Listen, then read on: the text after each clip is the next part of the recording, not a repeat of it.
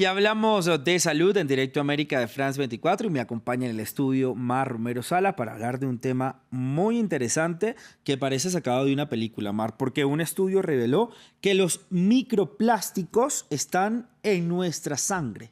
Sí, es un estudio realizado en Países Bajos, en la Universidad Libre de Ámsterdam, que se publicó recientemente y esa es la principal conclusión. No vamos a repasar rápidamente esas cifras que mostraba este estudio. Se recogieron muestras de sangre y se encontró que en aproximadamente el 80% de estas muestras había presencia de microplásticos. Sin embargo, importante destacar que fueron 22 las muestras de sangre recogidas y 17 de estas mostraron presencia de microplásticos, para entender un poco pues, la magnitud de estas cifras de las que estamos hablando. Aproximadamente la mitad de esas muestras tenían el llamado plástico PET, que es uno de los más comunes que se usan y, por ejemplo, está en las fibras de la ropa o en las botellas de plástico. Un tercio de las muestras tenían poliestireno, que, por ejemplo, se encuentra en esos vasos blancos desechables o en las loncheras, que son aislantes desechables, por eso se usa en este tipo de implementos. Y un cuarto de las muestras tenía polietileno, que, por ejemplo, es el que se usa en las bolsas plásticas normales y corrientes. Dios mío, ¿usted se imaginaba que alguna vez podía llegar esto a la sangre? Pues la verdad es que yo creo que era una cuestión de tiempo darnos cuenta de que sí, porque, bueno, ahora lo explicaremos un poco más. Ya. Así es. ¿Qué son entonces estos microplásticos? Sí, Expliquemos el contexto. Para entender mejor, yo creo que es importante empezar por ahí también. No hay una gran definición consensuada, pero, por ejemplo, la Oficina Nacional de la Administración Oceánica y Atmosférica de Estados Unidos define que son microplásticos todos esos partículas plásticas que son menores de 55 milímetros, de 5 milímetros de diámetro, y pueden ser primarios, es decir, que ya llegan al ambiente en este tamaño, por ejemplo, con esas fibras de la ropa que estábamos hablando, o secundarios, que provienen del desgaste de productos plásticos más grandes, como los neumáticos, las botellas, esas bolsas de las que estábamos hablando. Entonces, esto es más o menos lo que entendemos, ¿no? Partículas pequeñas de plástico. ¿Qué sabíamos de estos microplásticos? Aquí iba, ¿no? Pues en verdad es que sí, ya sabemos desde hace un tiempo que nos rodean, se han encontrado en el mar, en el agua embotellada, en la vida marina, en lugares muy remotos del planeta. Hasta sabíamos también que se encontraban en nuestro cuerpo, que al menos los podíamos ingerir y atravesar, porque se habían encontrado residuos en las heces tanto de niños como de personas adultas, ¿no? Y por último, pues también claramente sabemos que el plástico puede tardar centenares o miles de años en descomponerse y que lo producimos en cantidades ingentes cada año más. Ya estamos cerca de los 400 millones de toneladas anuales que se producen de plástico. Y hasta en la placenta de una mujer también se encontró este microplástico. Pues Mar, gracias, continúe con nosotros porque vamos a presentar a nuestra invitada de lujo que tenemos hoy en Directo América.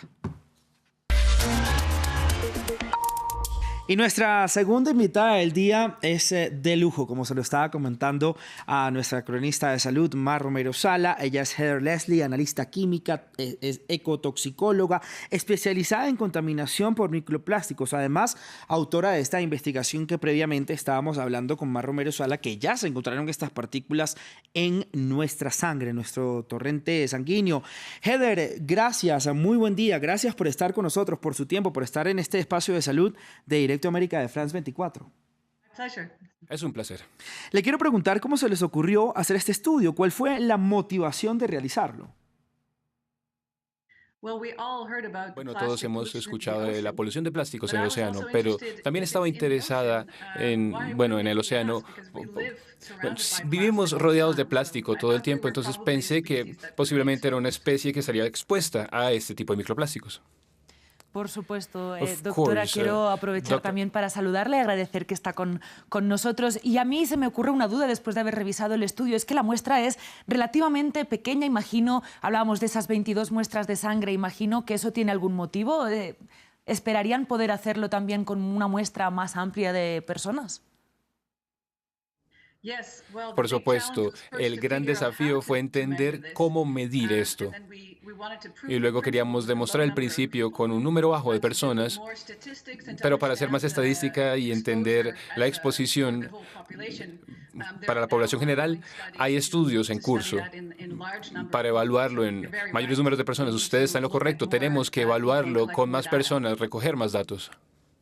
Doctora Heather, también le quiero preguntar entonces cómo nos afecta tener a nosotros estos microplásticos en nuestra sangre, en nuestro organismo, y cuáles son las consecuencias que tendría para nuestra salud a mediano y a largo plazo.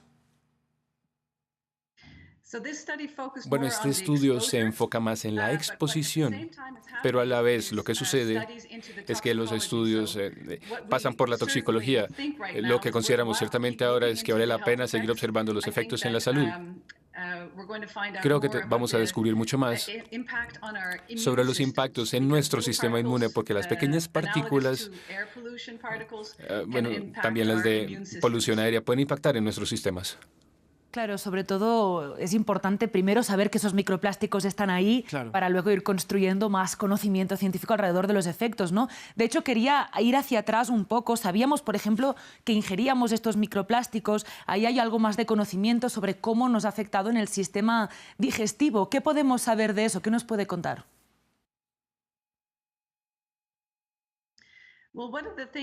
Bueno, una de las cosas que un microplástico debe ser para estar absorbido por el cuerpo es que debe ser muy pequeño. Los mayores pedazos de plástico que vemos en los ríos y en los mares, bueno, tienen que ser muy pequeños para poder ingresar a nuestro interior. Entonces, este fue un descubrimiento importante porque hemos visto por primera vez que estas partículas pequeñísimas existen al interior de nuestros cuerpos, y eso nos hace pensar y reconsiderar el uso de nuestros plásticos. Doctora Heather, también le quiero preguntar si ya se encontraron en nuestra sangre, en nuestro torrente sanguíneo, estos plásticos puedan adherirse a nuestros tejidos y también las complicaciones que esto podría tener. Claro, las partículas de plástico están circulando ahora en nuestro cuerpo.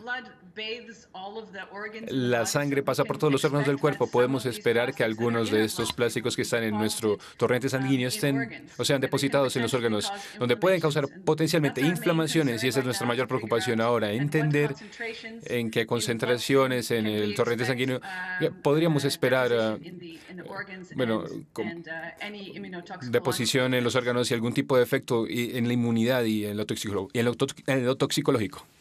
Claro, de hecho, pues quizás todavía no podemos saber el alcance sobre la salud, pero sabemos qué tipos de plásticos son, y quizás también usted, como analista química y como ecotoxicóloga, nos puede contar qué elementos tóxicos o qué componentes pueden tener esos plásticos de los que podríamos empezar a preocuparnos, ¿no? ¿Qué sabemos de eso?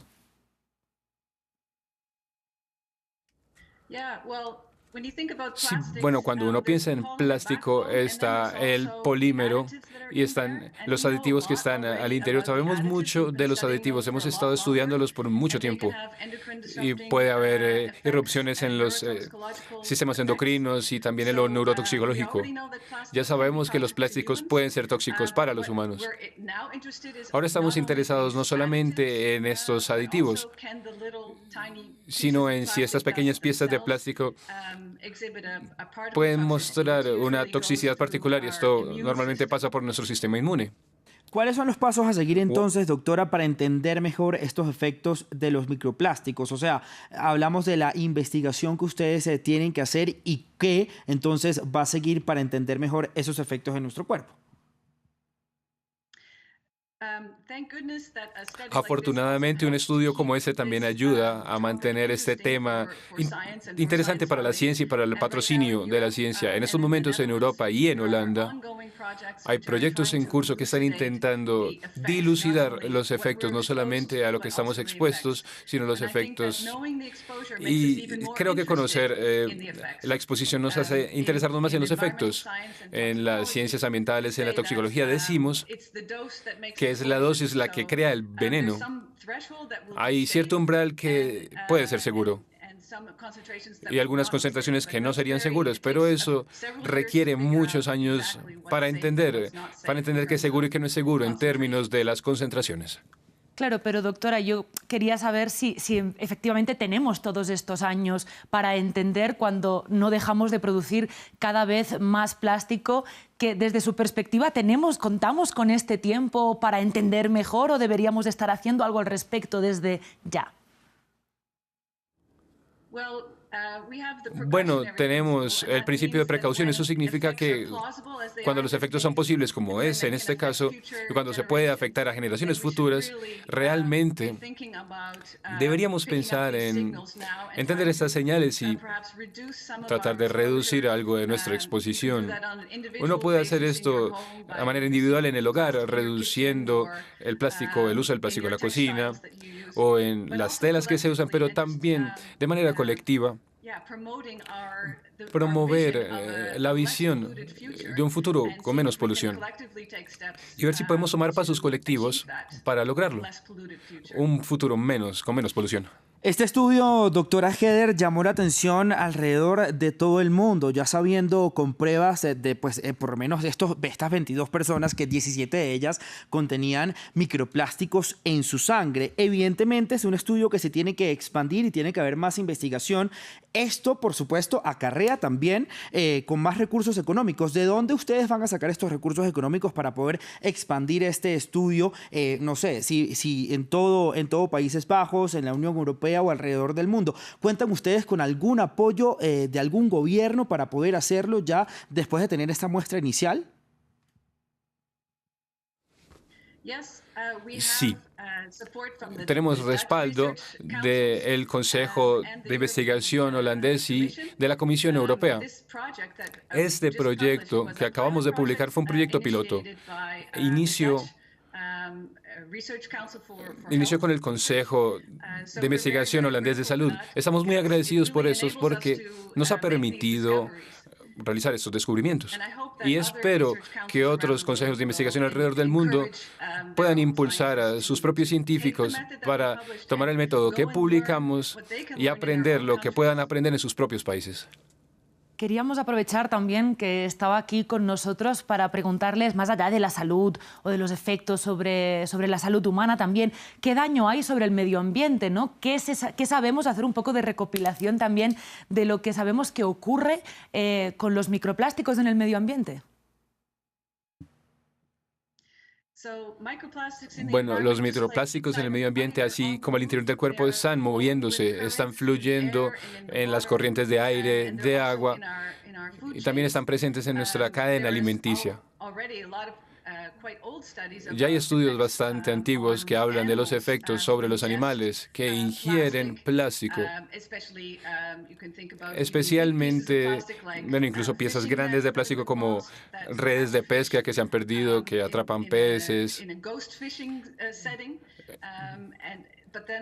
Pero también están las partes minúsculas que se pueden ver, que pueden ver que habría algunos efectos en el sistema inmune de los animales, aparte de los seres humanos. Doctora Heather, ya. Este sigue siendo un tema que debe ser explorado en la ciencia aún. Doctora Heather, ya para finalizar nuestra conversación en nuestro programa, le quiero preguntar, eran 17 personas de las 22 muestras las que tuvieron estos microplásticos en la sangre, pero digamos en un futuro, haciendo este estudio un poco macro, ¿podíamos a lo mejor tener idea de esta muestra qué porcentaje de la población podría tener microplásticos en el organismo?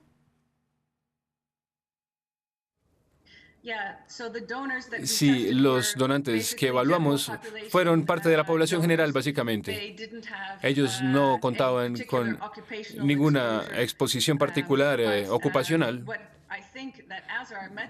Pero a medida que nuestro método se hace mucho más sensible en el futuro, a medida que lo vamos mejorando, posiblemente podremos detectar incluso niveles menores, y eso significaría que podemos ver plástico en otras personas. Realmente nunca diríamos que hay cero plástico, solamente podemos decir que hay un nivel inferior a un límite que podemos detectar.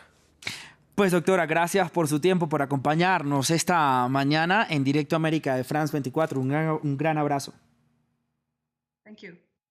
Estábamos conversando, Mar, entonces con la doctora Heather Leslie, analista química, ecotoxicóloga especializada en contaminación por estos microplásticos. Además, por supuesto, autora de esta investigación de la cual estábamos hablando, Mar. Así es, Raúl. La verdad te ha sido muy entendedor poder hablar con los propios autores del estudio. Mar, pues también gracias por acompañarnos esta mañana. Ustedes también gracias. Continúen con nosotros. Hay mucho más para ver aquí en Directo América.